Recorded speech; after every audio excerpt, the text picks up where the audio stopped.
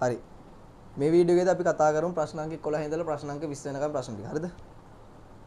11 වෙනි ප්‍රශ්නේදී අපිට කියලා තියෙනවා ඝට්ටණය වන මුද්‍රණ යන්ත්‍රයක් සහ ඝට්ටණය නොවන මුද්‍රණ යන්ත්‍රයක් පිළිවෙලින් දැක්වෙන පිළිතුරන්නේ කුමක්ද කියලා. ඝට්ටණය කියන්නේ මොකද? සාමාන්‍ය අර ඒ කියන්නේ කොලේ print එක වෙන්නේ මැෂින් එක කොලේ වදින එකේ. හරිද? ඒ කියන්නේ අර සාමාන්‍ය මේ printers වලින් print කරද්දි ගොඩක් කරලා නිකන් අර ලොකු සද්දයක් එනවා අන්න ඒ වගේ. හරිද? ඝට්ටණය වෙන. ඒ කියන්නේ අනිවාර්යයෙන්ම මේ print කරන මොකක් හරි head එක හරි මොකක් හරි එකක් කොලේ වැදිලා තමයි print එක වෙන්නේ. හරිද? ඝට්ටණය වන මුද්‍රණ යන්ත්‍රයක් සහ ඝට්ටණය නොවන මුද්‍රණ යන්ත්‍රයක් පිළිවෙලින් දැක්වෙන පිළිතුරන්නේ කුමක්ද? පළවෙනියට කියලා තියෙනවා පේලි මුද්‍රකය. يعني line print එක සහ තිත්න්‍යාස මුද්‍රකය. මේ ඕගොල්ලෝ දැකලා ඉතින් ගොඩක් ලාට ඔය මම හිතන්නේ බැංක් වල හරි නැත්නම් ඔය හොස්පිටල් වල සාමාන්‍ය ප්‍රයිවට් හොස්පිටල්ස් වල එහෙම ඔයාලගේ බිල් එක වගේ මේ වෙද්දි මේ printers වලින් තමයි print කරන්නේ. සාමාන්‍යයෙන් ඇහැලදී ලොකු සද්දයක් එහෙම වෙන වෙලාවට ඒ printers වලින් තමයි මේව කරන්නේ. ඊට පස්සේ තියෙනවා laser print එකයි thermal print එකයි. හරිද? laser print එකේදීත් සාමාන්‍ය නම කිව්වම තේරෙන්න ඕන. laser print එකේදීත් අපිට මුකුත් අර විදිහට අර මුකුත් head එකක්වත් කොලයක වැදලා එහෙම එකක් නෙවෙයි වෙන්නේ. සම්පූර්ණ lasers වලින් වෙන්නේ. ඊට පස්සේ ඒ කිව්වේ toners කියලා තියෙනවා. ඒවෙන් තමයි print එක වෙන්නේ. ඊට පස්සේ තාප සංවේදී මුද්‍රකය කියන්නේ ඔයගොල්ලන්ට ගොඩක් වෙලාවට ওই මේ මම හිතන්නේ food series වල වගේ ඒ වගේ බිල් එකෙද්දි දැකලා තියෙන අර සුදු පාට කොලේ කළු පාටින් මේ වෙලා තියෙනවා. සාමාන්‍ය එක පොඩ්ඩක් හරි හීට් එකක දිච්ච ගමන් ආයෙ නිකන් මැකිලා යනවා වගේ. හරිද? අන්න ඒවා තමයි තාප සංවේදී මුද්‍රක කියලා කියන්නේ. එතකොට මේකේ උත්තරේ එන්නේ උත්තර අංක 2 ලේසර් මුද්‍රකය සහ තාප සංවේදී මේකේ උත්තරේ එන්න ඕන උත්තර අංක 3 තිත්න්‍යාස මුද්‍රකය සහ ලේසර් මුද්‍රකය. තිත්න්‍යාස කියන්නේ ඝට්ටණය වෙන එකක්. ඊට පස්සේ ලේසර් මුද්‍රකය කියන්නේ ඝට්ටණය නොවන මුද්‍රණ යන්ත්‍රයක්. හතරවෙනි එකේදී ඕනනම් දීලා තියෙනවා තුන්වෙනි තමයි උත්තරේ. හතරවෙනි එකේදී දීලා තියෙනවා තාප සංවේදී මුද්‍රකය ආයෙත් ඊළඟට කියලා තියෙනවා තීන්ත විදුම් මුද්‍රකය inkjet printer. සාමාන්‍යයෙන් ওই බුක් ෂොප් වල උනත් ওই ගොඩක් වෙලාවට ඕගොල්ලන්ට අර කලර් print out එකක් එහෙම ගන්නකොට ඔය inkjet වලින් හරි නැත්නම් laser print එකකින් හරි තමයි print කරලා දෙන්නේ. හරිද? එතකොට 11 වෙනි ප්‍රශ්නෙට උත්තරේ එන්නේ උත්තර අංක 3. ඊළඟට තියෙනවා 12 වෙනි ප්‍රශ්නේ පහත සඳහන් ප්‍රකාශ සලකන්න කියලා තියෙනවා. ඒ වලට දීලා තියෙනවා තිත්න්‍යාස මුද්‍රකයේ පරිගණකයකට සම්බන්ධ කරයි. B වල දීලා තියෙනවා පරිගණක ජාල ස්විචය පරිගණකයකට සම්බන්ධ කරයි. මම හිතන්නේ මේ පෝට්ස් ගැන අහලා තියෙන්නේ. පළවෙනිට තිත්න්‍යාස මුද්‍රකයේ සම්බන්ධ කරන පෝට් එක, ඊට පස්සේ පරිගණක ජාල ස්විචය පරිගණකයකට සම්බන්ධ කරන පෝට් එක, ඊළඟට තියෙනවා පරිගණක තිරය සම්බන්ධ කරන පෝට් එක. සාමාන්‍යයෙන් අපි ওই printers එක තිත්න්‍යාස print එක කියන්නේ සාමාන්‍යයෙන් කිව්වේ. දැන් නම් ওই පෝට් එක ලොකුවට පාවිච්චි වෙන්නේ නැහැ. තිත්න්‍යාස මුද්‍රකයේ සම්බන්ධ කරන්නේ අපි සමාන්තර කෙවෙනින්. එහෙම නැත්නම් parallel port එක. හරිද? මේකෙන් තමයි අපි printers සම්බන්ධ කරන්නේ. ඊළඟට පරිගණක ජාල ස්විචය පරිගණකයට සම්බන්ධ කරන අපි පාවිච්චි කරනවා RJ45 port එක. ඊළඟට තිරය සම්බන්ධ කරන ඔයගොල්ලෝ ඕන තරම් දැකලා ඇති VGA port එක. හරිද? ඔයගොල්ලෝ සාමාන්‍යයෙන් monitor එක system unit එකට set කරන්නේ VGA port එකේ.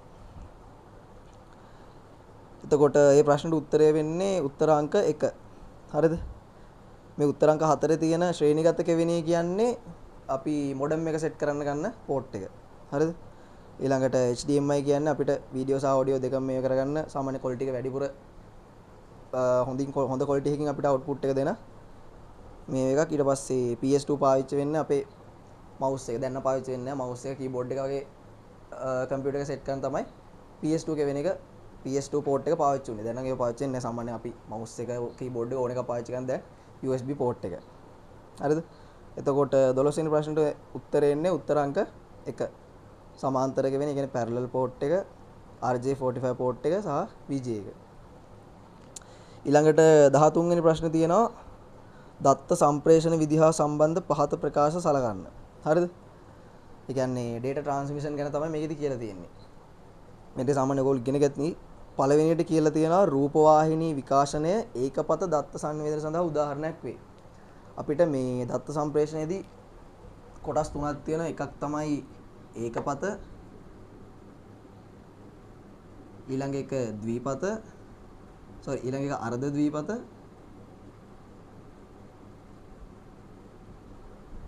ඊළඟ එක තමයි පූර්ණ ද්විපත.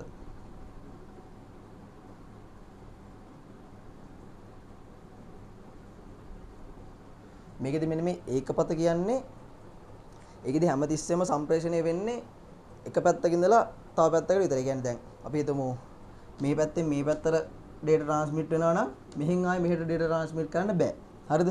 දැන් මේ පළවෙනි ප්‍රකාශය දීලා තියෙන රූපවාහිනී විකාශනය ඒකපත දත්ත සංනිවේදනය සඳහා උදාහරණයක් වේ. දැන් ටීවී එක කියන්නේ අපි ටීවී එක බලනකොට අපිට මුකුත් තියෙන දෙයක් ටීවී එකේ ඉන්න කටට පෙන්වන්න පුළුවන්ද? බෑනේ. ඒ කියන්නේ ටීවී එකේ තියෙන පැත්තෙන් අපිට ට්‍රාන්ස්මිට් කරන data එක වේ. ටීවී එකේ channel එකෙන් ට්‍රාන්ස්මිට් කරන data එක අපිට මෙහෙන් බලන්න පුළුවන්. හැබැයි අපිට මුකුත් දෙයක් ඒ channel එකට ට්‍රාන්ස්මිට් කරන්න බෑ. ඒ කියන්නේ මේක ඒකපත සම්ප්‍රේෂණ විදියක්.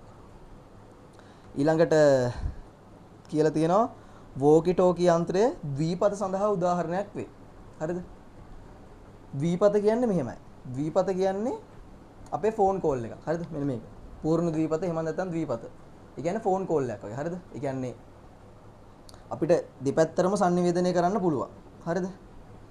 මේ ද්විපතයි මේ අර්ධ ද්විපතයි පූර්ණ ද්විපතයි කියන දෙක වෙනස් වෙන්නේ දැන් අපිට ෆෝන් එකෙන් කතා කරද්දී නම් අපි දෙන්නටම එක සැරේ කතා කරන්න පුළුවන් නේ. හැබැයි මේ අර්ධ ද්විපත කියන්නේ අර walkie talkie වල වෙන දේ. හරිද? දැන් walkie talkie එකකදී අපි මේ පැත්තේ walkie talkie එකෙන් එහා පැත්තට කතා කරලා අපි කතා කරලා ඉවරුණාට පස්සේ තමයි අනිත් එක්කෙනා කතා කරන්න ඕනේ. ඒ කියන්නේ දෙපැත්තරම sannivedanaya වෙනවා. හැබැයි එකපාරකට පුළුවන් එක්කෙනෙකුට විතරයි. ඒක දැන් මේ පැත්තේ කෙනා කතා කරලා ඉවරුණාට පස්සේ තමයි මෙහි කෙනාටයි මෙහෙට පණිවිඩයක් එවන්න පුළුවන් වෙන්නේ. ඒකපත කියන්නේ අර ටීවී එකේ වගේ මේ පැත්තේ තියෙන දේ මෙහෙට එනවා එච්චරයි. ද්විපත කිය අර්ධ ද්විපත කියන්නේ දෙපැත්තටම sannivedanaya වෙනවා. හැබැයි එක සැරේකට එක පැත්තක් විතරයි. පූර්ණ ද්විපත වලදී දෙපැත්තටම සාමාන්‍ය විදිහට එක සැරේ වුණා sannivedanaya කරගන්න පුළුවන්. එතකොට පළවෙනිට කියලා තියෙනවා රූපවාහිනී විකාශනය ඒකපත sannivedanaya සඳහා උදාහරණයක් වේ. ඒක හරි. රූපවාහිනී channel එකෙන් අපිට එනවා. හැබැයි අපෙන් එහෙට යන්නේ නැහැ. ඊට පස්සේ walkie talkie යන්ත්‍රයේ ද්විපත සඳහා උදාහරණයක් වේ. ද්විපත විදිහට ගන්න බෑ. මම කිව්වනේ මේකෙදි දෙපැත්තරම sannivedanaya වෙනවා සම්ප්‍රේෂණය වෙනවා. හැබැයි එකපාරකට එක පැත්තකට විතරයි. ඒ හින්දා මේක ද්විපත නෙවෙයි අර්ධ ද්විපත. ඊට පස්සේ දුරකථන සංවාද අර්ධ ද්විපත සඳහා උදාහරණයක් වේ. නෑ දුරකථන සංවාද කියන්නේ පූර්ණ ද්විපත. එතකොට මේක උත්තර විදිහට ගන්න A හරි B සහ C වැරදි. එතකොට උත්තරය වෙන්නේ උත්තර අංක 1. හරිද? 13 වෙනි ප්‍රශ්නෙට උත්තරේ උත්තර අංක 1. ඊළඟට 14 වෙනි ප්‍රශ්නේ. 14 වෙනි ප්‍රශ්නේ කියලා තියෙනවා පරිගණක ජාල දෙකක් හෝ වැඩි ගණනක් එකිනෙක සම්බන්ධ කිරීමට භාවිතා කරන උපක්‍රමය වන්නේ කුමක්ද? හොඳට බලන්න ප්‍රශ්නේ කියලා තියෙන්නේ පරිගණක දෙකක් සම්බන්ධ කරන එකක් ගැන නෙවෙයි පරිගණක ජාල දෙක. ඒ කියන්නේ නෙට්වර්ක් දෙකක් එකට කනෙක්ට් කරන එකක් ගැන තමයි අහලා තියෙන්නේ. පළවෙනි උත්තරේ දීලා තියෙනවා ස්විච් එක. දෙවෙනි උත්තරේ දීලා තියෙනවා හබ් එක. සමහර ඔයගොල්ලෝ පොඩ්ඩක් හරි මේ පාඩමේ ටච් එකකින් ඉඳලා මතක ඇති ස්විච් එකයි හබ් එක අපි පාවිච්චි කරේ එක ජාලයක් එක ජාලය ඇතුලේ පරිගණක සම්බන්ධ කරන්න තමයි ස්විච් එකයි හබ් එක අපි පාවිච්චි කරේ. හරිද? ඊළඟ උත්තරේ දීලා තියෙනවා මං හසුරුව. හතරවෙනි උත්තරේ දීලා තියෙනවා ගිනි පවුර ෆයර්වෝල් එක. ෆයර්වෝල් එක ඔයගොල්ලෝ අහලා ඇති කම්පියුටර් එකේ අපි ජාලකරණයේදී අපේ කම්පියුටර් එකේ ආරක්ෂාවට තමයි ෆයර්වෝල් එක පාවිච්චි කරන්නේ. මේක ඕනනම් අපිට හાર્ඩ්වෙයාර් එකක් විදිහට තියෙනවා. එහෙම නැත්නම් සොෆ්ට්වෙයාර් එකක් විදිහට ඉන්ස්ටෝල් කරන්නත් පුළුවන්. ෆයර්වෝල් එක කියන්නේ ජාලය ආරක්ෂාවට තියෙන එක. එතකොට ස්විච් එකයි හබ් එකයි දෙකම තියෙන්නේ ජාලය තුල පරිගණක ටික සම්බන්ධ කරන්න. එතකොට මේ ප්‍රශ්නේදී අහලා තියෙන්නේ ජාල දෙකක් හෝ වැඩි ගණනක්. ඒ කියන්නේ ජාලවල කම්පියුටර්ස් කනෙක්ට් කරන එක නෙවෙයි මේ විදිහට ජාල දෙකක් සම්බන්ධ කරන එක ගැන තමයි අහලා තියෙන්නේ. එතකොට ඒකට උත්තරේ එන්න ඕන ජාල කරන මං හසුරුව. ඒ කියන්නේ රවුට් එක තමයි මේකට උත්තරේ එන්න ඕන. ඊළඟට අපිට කතා කරන්න තියෙනවා 15 වෙනි ප්‍රශ්නේ. හරිද? 15 වෙනි ප්‍රශ්නේ අහලා තියෙන්නේ ජාලකරණයේ වාසියක් සහ අවාසියක් නිවැරදිව දැක්වෙන පිළිතුර වන්නේ කුමක්ද කියලා. හරිද? පළවෙනි ප්‍රශ්නේ කියලා තියෙනවා සම්පත් පොදුවේ පරිහරණය. සම්පත් පොදුවේ පරිහරණය කියන්නේ ඔයගොල්ලෝ ඒ කමියුනිකේෂන් වල හරි නැත්නම් බුක් ෂොප් වලට හරි ගියාම දැකලා ඇති. ඒකේ අර වැඩ කරන සාමාන්‍ය මැෂින් 3-4ක් විතර දෙන කියන්නේ මිනිස්සු 3-4 දෙනෙක් විතර වැඩ කරනවා. සමහරවිට print එකක් හරි දෙකක් හරි තමයි තියෙන්නේ print outs ගන්න. හැබැයි අර මැෂින් 4-5 ඕන ගානකින් ඒ ඕනම මැෂින් එකකින් පුළුවන් අර print එකට print කරන ඩොකියුමන්ට් එක එවන්න. හරිද? අන්න ඒ වගේ දෙයකට තමයි සම්පත් පොදුවේ පරිහරණය කියලා කියන්නේ. කියන්නේ අර එක කම්පියුටර් එකකට එක print එක ගන්න නැතුව සම්පූර්ණ කම්පියුටර් සෙට් එකම නෙට්වර්ක් එකක් විදිහට හදලා ඒ කම්පියුටර් ඔක්කොටම අර print එක පාවිච්චි කරන්න පුළුවන් විදිහට හදලා තියෙනවා. අන්න ඒ වගේ දෙයකට තමයි සම්පත් පොදුවේ පරිහරණය කියලා කියන්නේ. ඊළඟට කියලා තියෙනවා දත්ත හා තොරතුරු වේගවත්ව හුවමාරු කිරීමට හැකියවීම. මේකත් වාසියක්. හරිද? නෙට්වර්ක් කරන එකෙන් තියෙන වාසියක් තමයි මේකත්. අපිට data ටික කමියුනිකේට් කරන්න පුළුවන් ගොඩක් වේගෙන්. හරිද? මේක ඒ උත්තරේ තියෙන දෙකම වාසීන් දෙකක් තියෙනවා. ඒනට අපිට අහලා තියෙන්නේ වාසියක් සහ අවාසියක් නිවැරදි දක්වන පිළිතුර මොකක්ද කියලා. එතකොට දෙවෙනි එකේදී කියලා තියෙනවා සම්පත් පොදුවේ පරිහරණය. අපි අර ඉස්සෙල්ලා කතා කරපු එක. ඊළඟට තියෙනවා දත්ත සඳහා අඩු ආරක්ෂාව. මේක වෙන්නේ මෙහෙම. දැන් හිතන්න මගේ කම්පියුටර් එක අනිත් කම්පියුටර් එක කනෙක්ට් වෙලා නැත්තම් මේකට මොකක් හරි වෛරස් එකක් හරි මොකක් හරි දෙයක් අහම මේකේ ඒ කම්පියුටර් එකේ විතරයි තියෙන්නේ. හැබැයි අර විදිහට කම්පියුටර්ස් ගොඩක් කනෙක්ට් වෙලා තියෙනකොට එකකට එන වෛරස් එකක් හරි මොකක් හරි දෙයක් අනිත් කම්පියුටර්ස් වලට ස්ප්‍රෙඩ් වෙන්න පුළුවන්. හරිද? අන්න ඒ chance එක ගැන තමයි මේකේ කියලා තියෙන දත්ත සඳහා අඩු ආරක්ෂාව කියලා. ඕන එකකට ඇක්සස් ගන්න කෙනාට අනිත් ඒවායේ තියෙන data ටික වුණත් ගන්න පුළුවන්. හරිද? ඒ උත්තර තමයි මම දැන් හරි උත්තර අපි ඊළඟට බලමු. තුන්වෙනි එකේ කියලා තියෙනවා ජාල බිඳ වැටීම. ඒක වෙන්න පුළුවන්. හැබැයි ඒක වාසියක් නෙමෙයි අවාසියක්. ඊට පස්සේ වෛරස් ව්‍යාප්ත වීම ඒකත් අවාසියක්. එතකොට තුන්වෙනි උත්තරේ තියෙන්නේ දෙකම අවාසි දෙක. ඊට පස්සේ හතරවෙනි එකේ තියෙනවා විද්‍යුත් තැපෑල භාවිතය. හරිද? ඊට පස්සේ තියෙනවා මධ්‍යගත මෘදුකාංග පාලනය. මධ්‍යගත මෘදුකාංග කියන්නේ තර සම්පත් පොදුවේ පරිහරණය වගේම දෙයක්. හරිද? මේකෙදි වෙන්නේ අපිට මෘදුකාංග එක සර්වර් එකක විතරක් තියලා සමහරවිට කම්පියුටර්ස් ගොඩක ඒක පාවිච්චි වෙන එක. එතකොට අර කලින් කතා කරපු සම්පත් පොදුවේ පරිහරණය වගේ මේ වෙලාවේ අපි හાર્ඩ්වෙයාර් එකක් පොදුවේ පාවිච්චි කරේ මේ වෙලාවේ අපි සොෆ්ට්වෙයාර් එකක් තමයි පොදුවේ පාවිච්චි කරන්නේ. එතකොට මේකට එන්නේ 15 වෙනි ප්‍රශ්නෙට උත්තරේ එන්නේ උත්තරේ අංක 2 සම්පත් පොදුවේ පරිහරණය සහ ඊළඟට අවාසිය විදිහට දත්ත සඳහා අඩු ආරක්ෂාව. ඊළඟට තියෙනවා 16 වෙනි ප්‍රශ්නේ. 16 වෙනි ප්‍රශ්නේ කියලා තියෙනවා පාසලේ තොරතුරු හා සංවේදන තාක්ෂණ ශිෂ්‍ය සමාජයේ වෙත පවරන ලද කාර්යයක් සඳහා අවශ්‍ය වන පහත සඳහන් ගොනු ආචරණය කරගෙන ස්ටෝර් කරනවාට රැගෙන යාම සඳහා ඔබට භාවිතා කළ හැකි අඩුම ධාරිතාව සහිත USB සංලිධාවකයේ පහත ඒවා අතරින් කුමක්ද කියලා. හරිද? අඩුම එක අහන්නේ. එතකොට දැන් අපිට ලොකු ඒවා තිබ්බා කියලා ඒවා යූස් කරන්න බෑ. අපිට දීලා තියෙන දේවල් ටික දාගන්න පාවිච්චි කරන්න පුළුවන් අඩුම එක අහන්නේ. හරිද? පළවෙනියටම දීලා තියෙනවා dance.mp4 කියලා වීඩියෝ එකක්. ඒක GB 1.5යි. හරිද? ඊළඟට දීලා තියෙනවා details.docs එක කියන ડોකියුමන්ට් එකක් දීලා තියෙනවා කිලෝබයිට් 1020ක්. දැන් අපි දන්නවා කිලෝබයිට් 1024ක් තමයි MB එකක් වෙන්නේ. හරිද? එතකොට මෙතන දීලා තියෙන්නේ කිලෝබයිට් 1020ක්. ඒ කියන්නේ ආසන්න වශයෙන් මෙගාබයිට් එකක්. හරිද? එතකොට තව තියෙනවා මේකට එකතු වෙන්න ඕනේ. එතකොට 1යි MB. හරිද? ඊළඟට දීලා තියෙනවා data search data.pdf කියලා තියෙනවා 1000 MB. දැන් MB 1024ක් තමයි GB එකක් වෙන්නේ. එතකොට මේකේ දීලා තියෙන්නේ MB 1000ක්. ඒ කියන්නේ GB එකකට ආසන්න. අපි ඒකත් නිකන් GB එකක් කියලා දාගමුකෝ.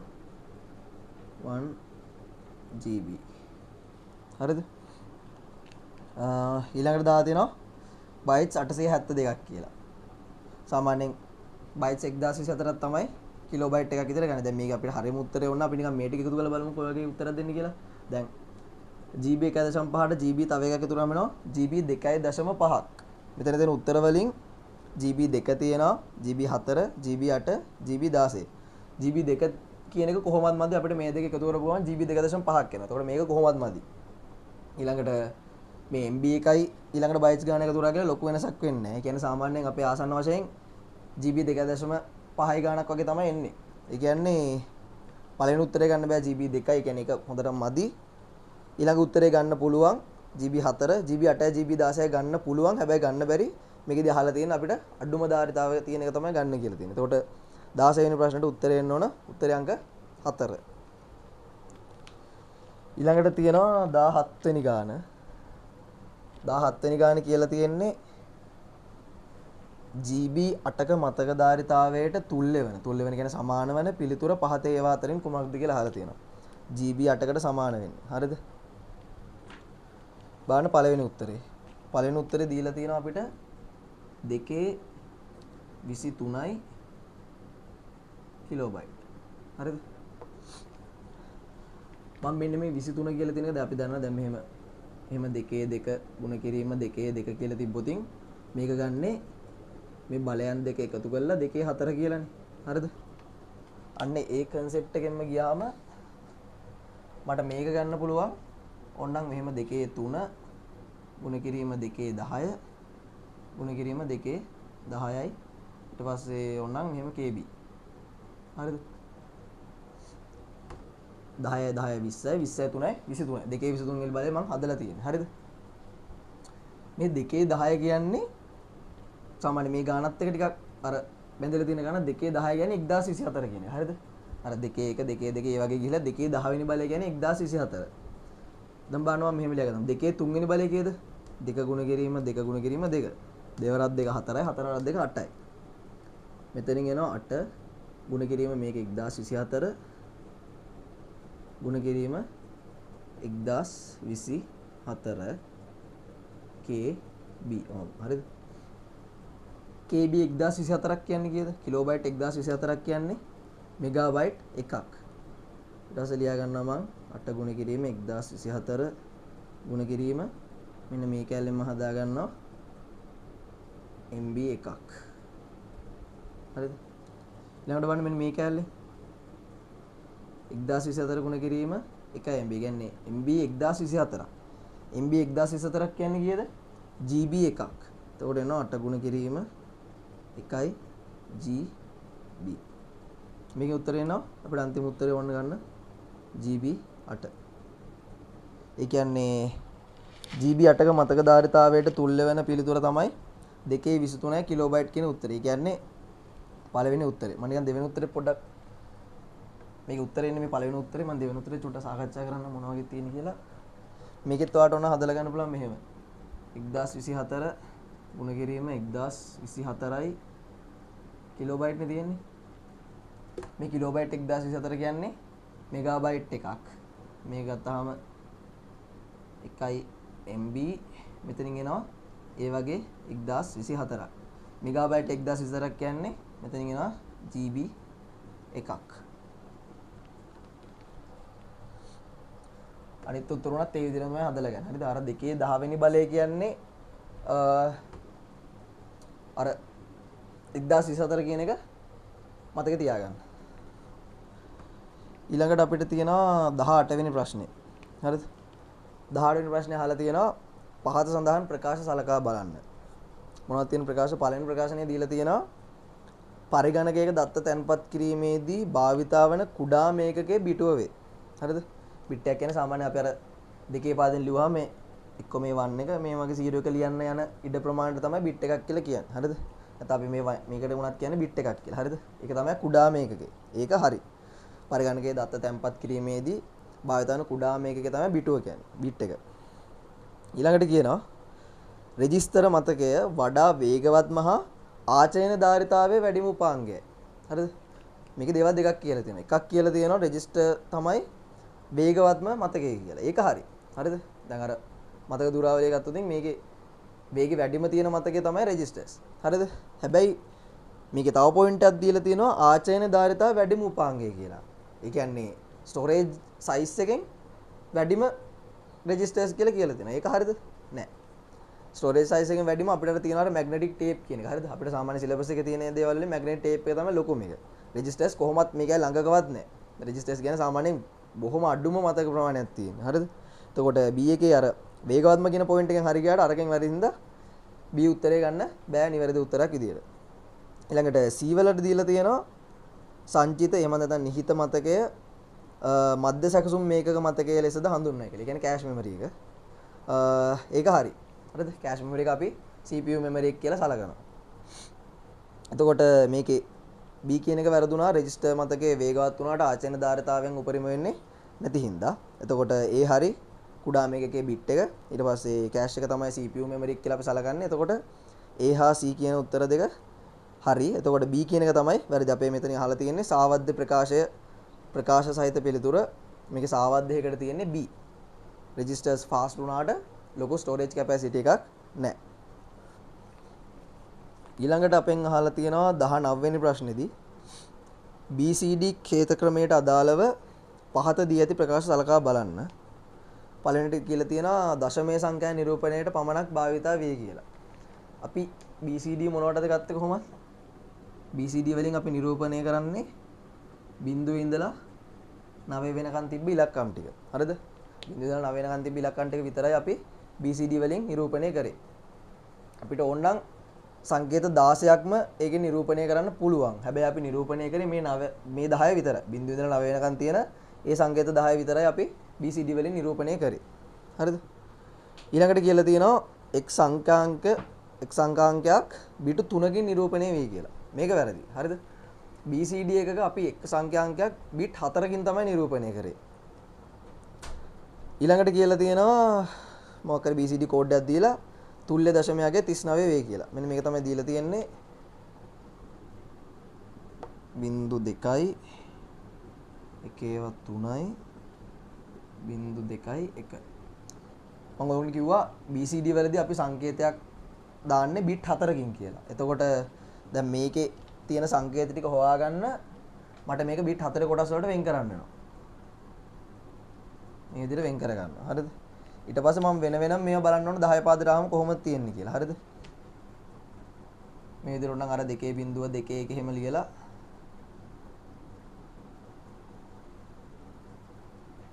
මෙතනත් ආයේ වෙනම 2 ඒ විදිහට ලියාගෙන යනවා. මෙතනින් එනවා අපිට 9 මෙතනින් එනවා අපිට 3. එතකොට උත්තරේ එන්නේ මේ BCD අගයේ සමාන වෙන දශමයේ අගයේ විදිහට එන්නේ අපිට එන්නේ මේ විදිහට 3යි 9 කියන්නේ 39 වගේ ඒ වගේ ගන්න පුළුවන්. හරිද? මේකේ දීලා තියෙන්නේත් ඒක. එතකොට පළවෙනි පොයින්ට් එකේ තිබ්බා දශමයේ සංඛ්‍යා නිරූපණයට පමණක් භාවිතා වේ කියලා. ඒක හරි. බිංදුව ඉඳලා 9 වෙනකන් විතරයි මේව කරන්නේ. ඒ ඉලක්කම් 10 විතරයි. ඊට පස්සේ B වලදී කිව්වා එක් සංඛ්‍යාංකයක් බිට් 3කින් නිරූපණය වෙනවා කියලා. බිට් 3කින් නෙවෙයි බිට් 4කින් තමයි නිරූපණය වෙන්නේ. එතකොට ඒක වැරදි. එතකොට ඊළඟ එකේදී තුල්ල වෙන ගාන අපි හැදුවා. එතකොට මේක අහලා තියෙන්නේ නිවැරදි පිළිතුර කොහොමද කියලා 19 වෙන්නේ. එතකොට පිළිතුරු අංක 2 A සහ C පමණක් නිවැරදි වේ.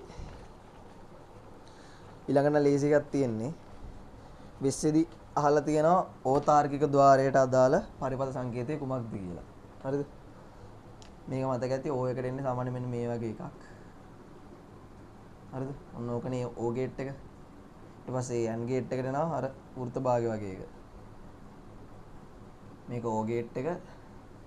මේක AND ගේට් එක. හරිද? ඊට පස්සේ අර ත්‍රිකෝණයක් ගහලා මෙතන රවුම දාලා තියෙනවා not gate එක. හරිද? ඔය ටික තමයි අපිට ප්‍රධානම ඒක වර මූලික තාර්කික ద్వාර විදිහට කතා කරන් තිබ්බේ. ඊළඟට අපිට ඕනේ NAND එක තිබ්බා, NO එක තිබ්බා. ඊළඟට ප්‍රශ්නවලදී ඒක තියෙනම් කතා කරමු. එතකොට 20 වෙනි ප්‍රශ්නෙට උත්තරේ විදිහට එන්නේ ඕතාර්කික ద్వාරයට අදාළ පරිපථ සංකේතය කුමක්ද? එන්නේ උත්තර අංක 1. හරිද? ඒක තමයි ඔය ద్వාරයට අදාළ පරිපථ සංකේතය. ඊට පස්සේ ප්‍රශ්න අංක 21 ඉඳලා 30 වෙනකන් අපි ඊළඟ වීඩියෝ එකේදී කතා කරමු.